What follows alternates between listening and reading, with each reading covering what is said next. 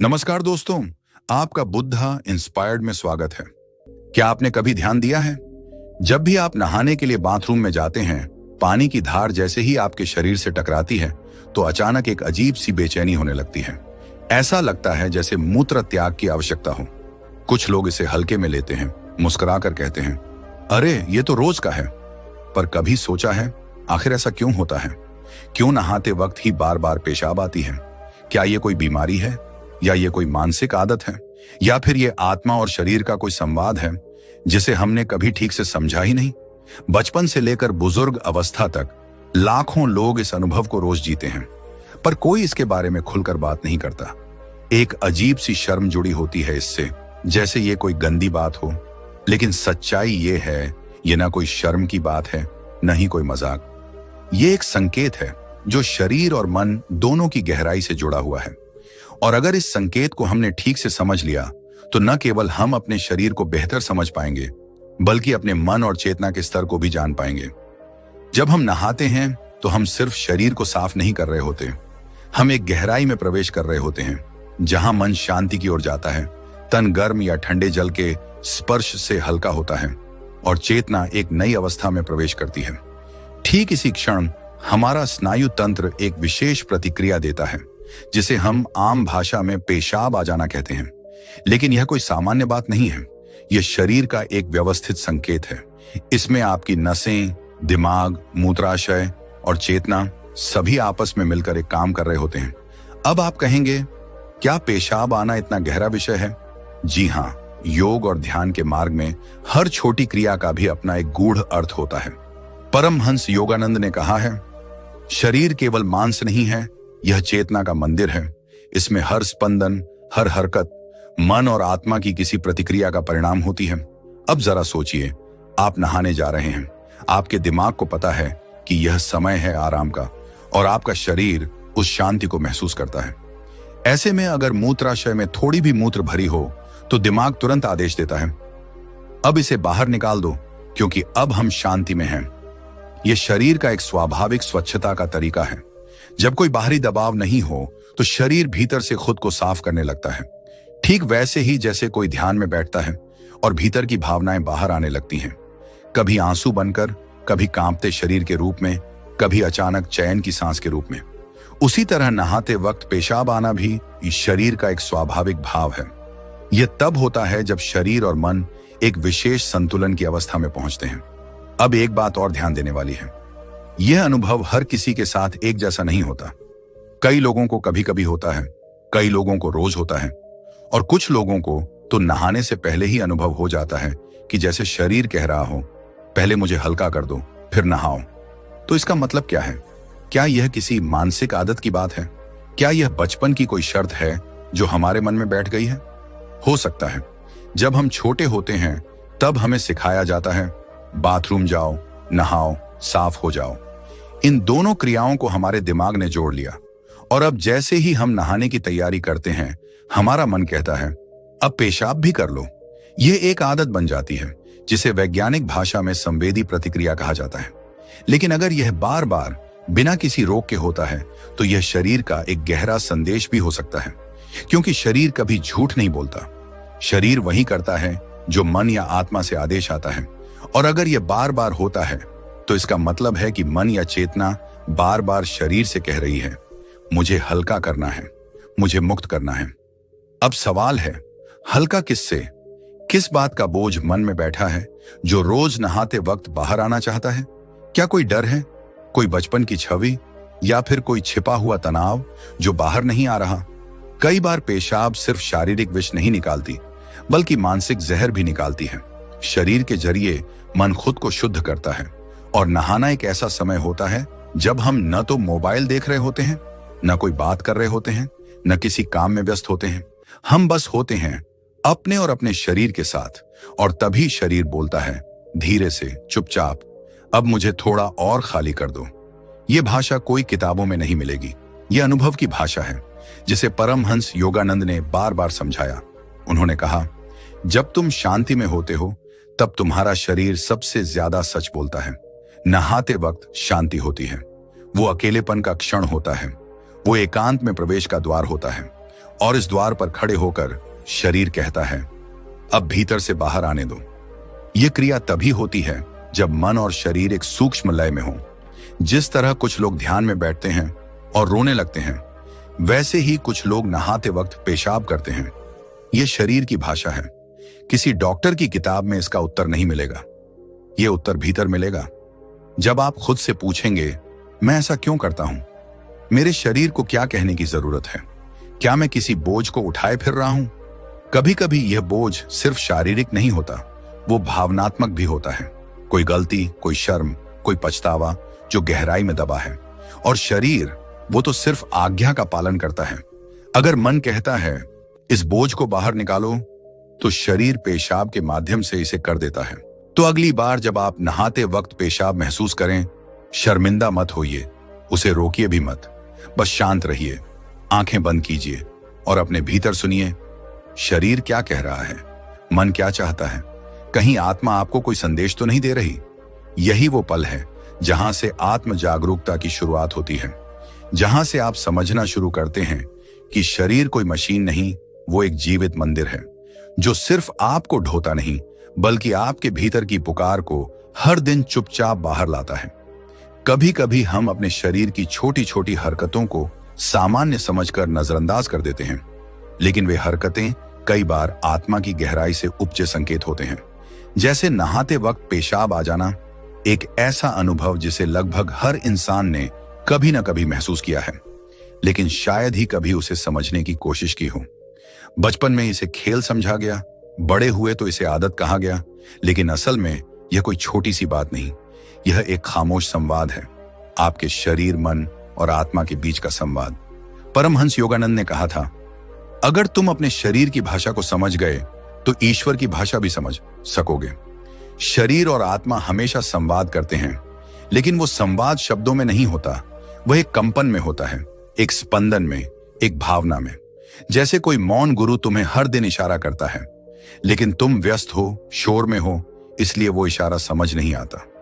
जब कोई व्यक्ति नहाने जाता है, वह उस समय सबसे अधिक निःशब्द होता है। आसपास कोई बात नहीं, कोई सामाजिक दिखावा नहीं, सिर्फ तुम और तुम्हारा शरीर। यही कारण है कि ऐसे समय में आत्मा अपने संकेतों को ज्यादा स्पष्टता से भेजती है। कई बार वह संकेत नींद के रूप में आता है, कई बार शरीर कांपने लगता है, और कभी यह उस रूप में आता है जिसे हम नहाते वक्त पेशाब आना कहते हैं। अब एक गहरा प्रश्न उठता है, क्या यह संकेत है कि मन में कोई घबराहट है या कोई छिपा हुआ बोझ? हम बाहर से तो सामान्य दिखते हैं, हंसते हैं, बोलते हैं, लेकिन भीतर एक लहर उठती है जो खुद को व्यक्त करना चाहती है, और जब उसे अवसर मिलता है, जैसे नहाने का समय, जब मन शांत है, तो वह बाहर आती है। यह कोई बीमारी नहीं, यह एक प्रक्रिया है, और शरीर की सारी प्रक्रियाएं या तो अस्तित्व को बचाने के लिए होती हैं या अस्तित्व को समझने के लिए। इस स्थिति में दोनों सच हैं। शरीर एक तरफ अपने विष को निकालना चाहता है और दूसरी तरफ आत्मा भी चाहती है कि मन के भीतर जमा हुआ विष, डर, ग्लानि, अपमान, क्रोध सब बाहर आ जाए। शरीर का तंत्र अत्यंत बुद्धिमान है। जब आप स्नान करते हैं तो पानी की बूंदें सिर्फ त्वचा से नहीं टकराती, वे आपकी चेतना को भी छूती हैं।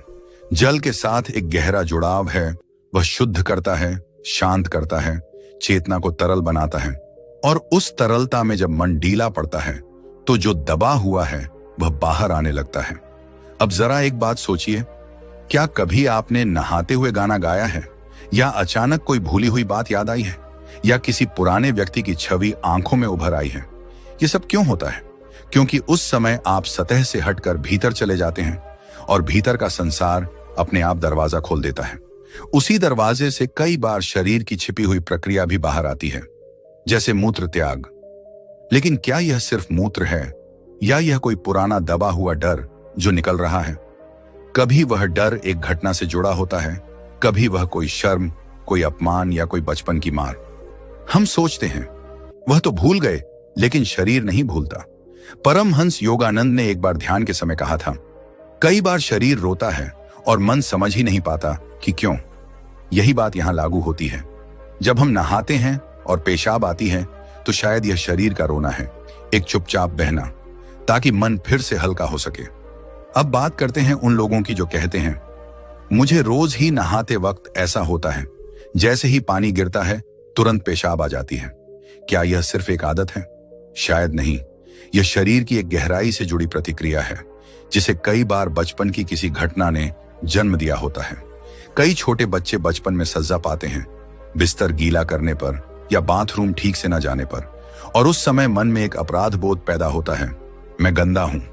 वही भाव धीरे धीरे शरीर के भीतर बैठ जाता है, और बड़े होने पर जब भी शरीर को शुद्ध किया जाता है, यानी स्नान होता है, तो वह दबा हुआ अपराध बोध बाहर आता है। वह भावनात्मक विषमूत्र के रूप में बाहर आता है, और व्यक्ति सोचता है यह तो सिर्फ शारीरिक प्रक्रिया है, पर सच्चाई कहीं गहराई में छिपी होती है। यह शरीर का वह हिस्सा होता है जो अब भी उस बीते हुए अपराध बोध को ढो रहा होता है, और हर दिन स्नान के समय मुक्त होने की कोशिश करता है। अब अगर यह स्थिति बहुत ज्यादा बढ़ जाए, जैसे व्यक्ति को दिन में कई बार मूत्रत्याग की इच्छा हो, खासकर जब वह नहाने, पानी की आवाज सुनने या गीला वातावरण महसूस करता है, तो यह स्पष्ट है कि यह अब एक मानसिक अनुकूलन बन चुका है। ऐसे में यह जरूरी हो जाता है कि व्यक्ति खुद से प्रश्न पूछे, मेरे भीतर कौन सा डर है जो बार बार बाहर आना चाहता है? क्या मैं किसी बात से भाग रहा हूं? क्या मैं अपने शरीर को लेकर शर्मिंदा हूं? क्या मुझे लगता है कि मैं अपवित्र हूं? परमहंस योगानंद ने कहा था, जब तुम शरीर को ईश्वर का मंदिर समझोगे, तब वह तुम्हें अपने रहस्य बताएगा, और यह रहस्य तभी खुलता है जब हम चुप हो जाएं, भीतर सुने, न कि बाहर शोर मचाएं। जब आप अगली बार नहाने जाएं और वही प्रक्रिया दोहराएं, तो बस एक काम कीजिए, आंखें बंद कीजिए, गहरी सांस लीजिए और शरीर से कहिए, मैं सुन रहा हूं, तुम जो कह रहे हो मैं सुनना चाहता हूं। आप चौंक जाएंगे, शरीर बोलता है, कभी कांपता है, कभी शांत होता है, कभी आंसू बनकर निकलता है, और कभी एक सांस में हल्का हो जाता है। अगर आप रोज यही प्रैक्टिस करें, शांत स्नान, आत्मचिंतन और शरीर से संवाद, तो कुछ ही दिनों में आप पाएंगे कि जो आदत थी वह धीरे धीरे बदलने लगी है। क्योंकि जब शरीर को लगता है कि अब उसकी बात सुनी जा रही है, तो वह जबरदस्ती बोलना बंद कर देता है। यह वही स्थिति होती है जैसे कोई बच्चा बार बार रोता है, और जब आप उसे गोद में लेकर धीरे धीरे पूछते हैं, क्या हुआ बेटा, तो वह शांत हो जाता है। शरीर भी ऐसा ही बच्चा है।